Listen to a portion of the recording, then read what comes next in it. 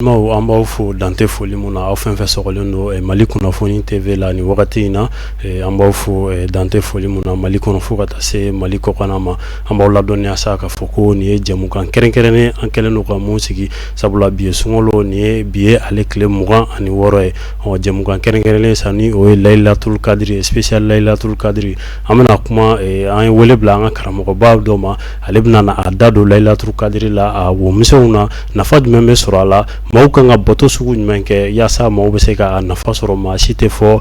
nafa kɔ cogo min na donc a bɛna a da don o la ko o ɲɛfɔ aw ye ka kɛnɛ in ka a ɲɛnamaya aw ye sa aw balimakɛ ni aw denkɛ Cheikh Umar Sidibe ale bɛ ka kɛnɛ in ka a ɲɛnamaya aw ye an bɛna ustaz an b'a bisimila kɛnɛ kɔnɔ karamɔgɔ Bajan Sako i ni wula somɔgɔw bɛ di i bisimila an ka kɛnɛ kɔnɔna la folikan jumɛn b'i bolo ka di lajɛbagaw ma ni wagati in na yan'an ka don babu kɔnɔ. Waalaikum salam.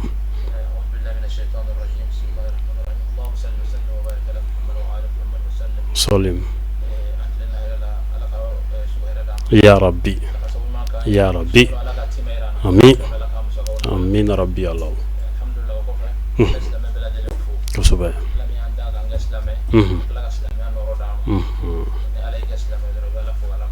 Kosɛbɛ. Ya Rabbi. Ne tɔgɔ Ustaz Moriba Sako ne ye Bamakɔkura alimami filanan ye wala ne ye madrasa karamɔgɔ fana ye alhamdulillah ka wele sera ma bi ko an kana kana ɲɔgɔn baro ɲɔgɔnya Lailatul Kadiri hukumu kɔnɔna la o de kɛra nale ye o kuma bɛ foli bɛɛ lajɛlen ma Ala k'an bɛɛ sababa alhamdulillah Lailatul Kadiri arabukan de don arabukan a bɛ fɔ su ma ko lelu donc Lailatu comme nom féminin de don o la an b'a fɔ ko Lailatul Kadiri nka kɛrɛnkɛrɛnnen dɔ b'ale fana kan basa a bɛ fɔ ko latigɛ su an bɔra sunkalomakɔnɔ kɔnɔ tile 15 la o ye laɲini su ye Ala bɛ décision bɛɛ lajɛlen ta o de la sunkalomakɔnɔ tile 15 sunkalomakɔnɔ kɔnɔ tile 15 u b'a fɔ o ma ko o ye latigɛ su ye laɲini su ni Ala bɛna jɔn min kɛ faama ye walima a bɛ kɛ fantan walima a bɛ kɛ banabagatɔ ye walima fɛn fɛn bɛna kɛ a décision bɛɛ lajɛlen bɛ ta k'a bila nka ni Ala ye sunkalo tile 27 su jira na n'o ye bi ɲɔgɔnna su ye a bɛ sɔrɔ k'a finaliser n'an b'a fɔ o ma ko k'a waleya donc o de b'a fɔ o ma ko latigɛ su o de la ko bɛɛ lajɛlen bɛ latigɛ nin de la a ka di Ala ye a k'a ka jɔn sɔrɔ o bɛ bato kɔnɔna la o la o de la adamadenw b'o cɛsiri bato caman kɛli la Lailatul Kadiri la karamɔgɔ nafa jumɛn de bɛ sɔrɔ Lailatul Kadiri yɛrɛ su ɲanama de Lailatul Kadiri la nafaba de bɛ Lailatul Kadiri la basa Ala ko Lailatul Kadiri ko ale su kelen n'i y'a ɲɛnamaya ko ka fisa ni su ba kelen bon su ba kelen dɔnnibagaw y'a jateminɛ a bɛ bɛn san 80 ani san 3 ani kalo 4 ma Allahu Akbar yali est ce que bɛɛ bɛ se k'o balo a ka gɛlɛn donc ni est ce que e kɛra ko o su ɲɛnamaya i ka ɲɛnamaya kɔnɔ ko Ala y'a baraji d'i ma alhamdulillah e kun na jara diɲɛ ani lahara tabarakallah Ala k'an fara jɔn ya Rabbi ya Rabbi karamɔgɔ ni an bɔra a nafa la yala maaw bɛ se ka wuli ka jɔ jumɛn kɛ kɛrɛnkɛrɛnnenya la sabula an b'a mɛn dɔw da ka nafila jɔ ko 2 seli Ala ye ka duwawu dɔw k'o kɔnɔna la yala o bɛ se ka kɛ jumɛn ye kɛrɛnkɛrɛnnenya la alhamdulillah bato yɛrɛ ye adamaden seko de ye n'a bɔra farda ninnu na i n'a fɔ seli ni hiji ni su ni jakaw olu ye fardaw ye mais a tɔ fɛn fɛn n'an b'o kɛ a bɛ fɔ o ma ko nafila donc i seko min ye nafila la i b'o de kɛ mun bɛ kun i yɛrɛ fɛ la kira b'a fɔ ko fɛn cinini o ka di Ala ye ni fɛn ba caman ye mun tɛ laban fɛn fitinin i ka dum'a kan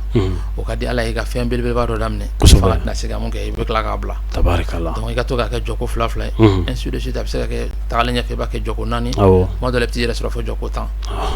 plus a bɛ ka taa a bɛ don i la ka taa dɔɔni dɔɔni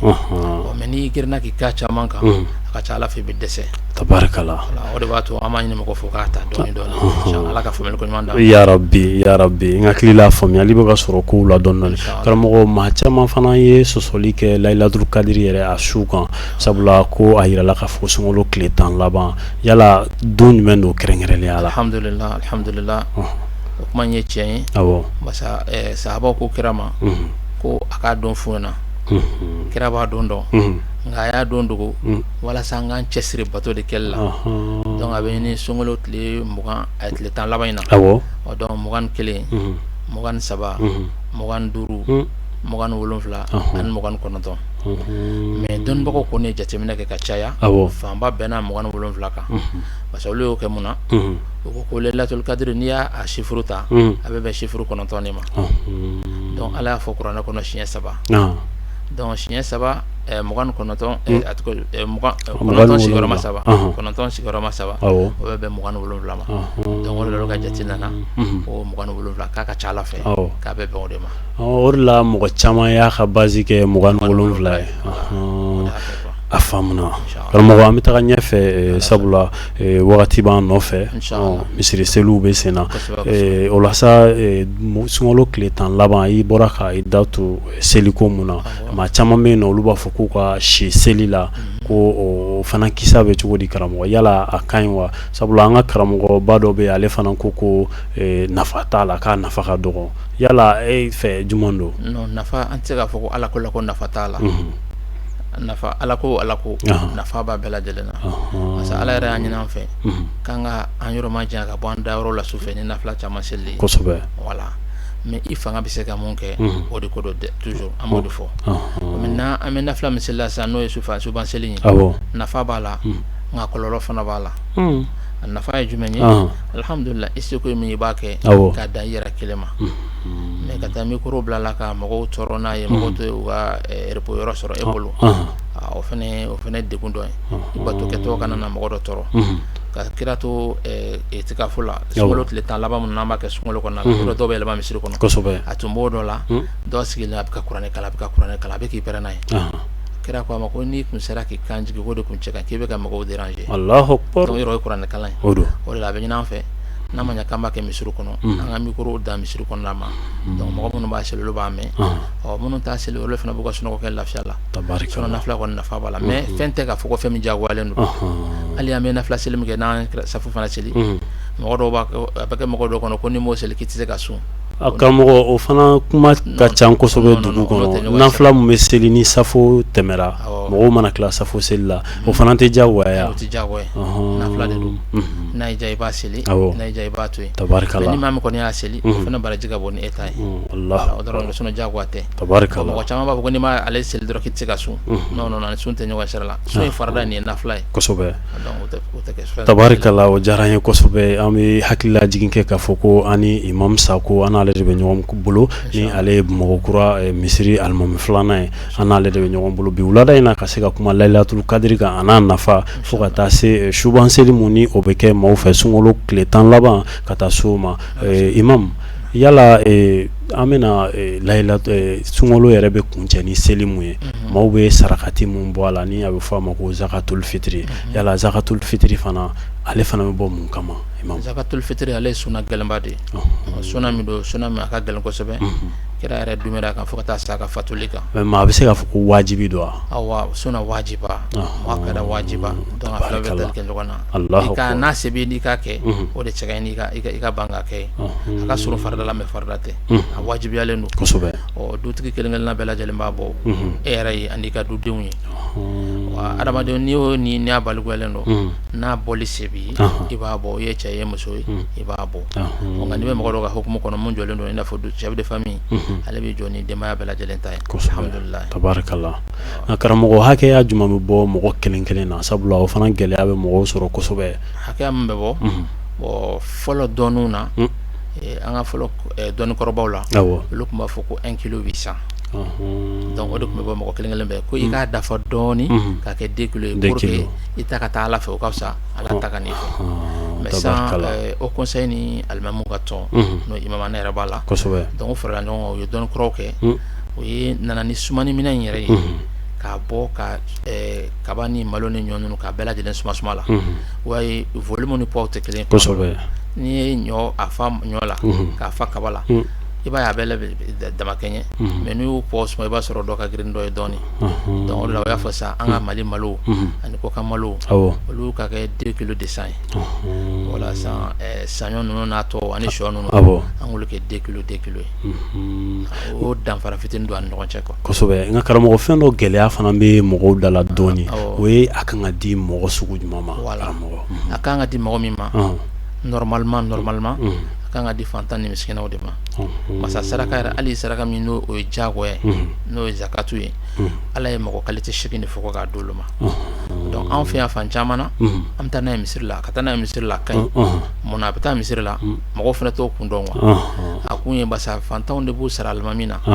alimami ni zakatul fitri sera an ye fantanw an ye miskinaw ye an ye muso cɛsabagatɔ a b'aw hakili to an na o de la a bɛna misiri la n'a tilara alimami b'olu de se kɛ a b'a tila olu de ni ɲɔgɔn cɛ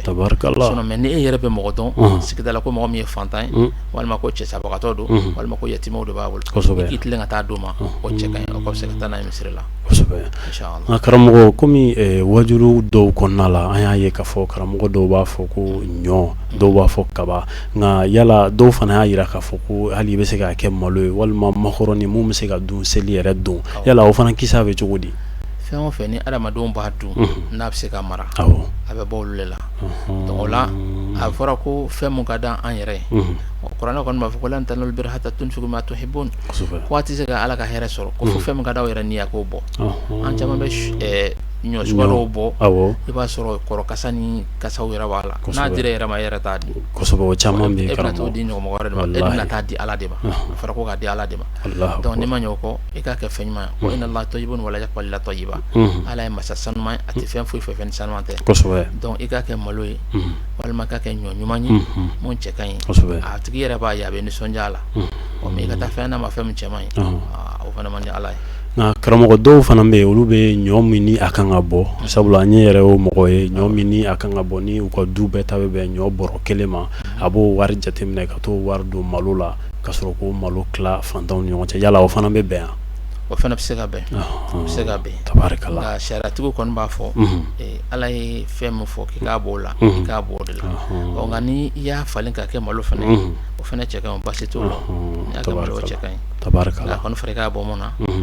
i k'a bɔ o de la o de cɛ ka ɲi sinon a kima n'o y'a valeur ye dɔw b'a ko k'a valeur di nka sariya i b'a dɔn dɔnnibagaw ka tagabolo bɛ fɔ ɲɔgɔn kosɛbɛ fan caman kɔni y'a yira i k'a bɔ a nafsu a fɛn yɛrɛ la a yɛrɛbakun na o ka fisa i ka valeur di quoi Allahu akbar ala ka faamuyali ko ɲuman d'a ya rabbi karamɔgɔ komi wagati b'an nɔfɛ kosɛbɛ yala zakatul fitri a bɛ bɔ wagati jumɛn ka taa bila wagati jumɛn na alhamdulillah a bɔli bɛ daga wagati min na ka daminɛ sunkalo tile 27 28 29 c'est à dire ni sunkalo tɔ ye tile 3 ye donc a bɔli jate bɛ se ka minɛ o la mais wagati min cɛ ka ɲi n'a fɔra ko kalo yɛrɛ yɛrɛ dɔrɔn i k'a bɔ yanni ka taa seli kɛnɛ la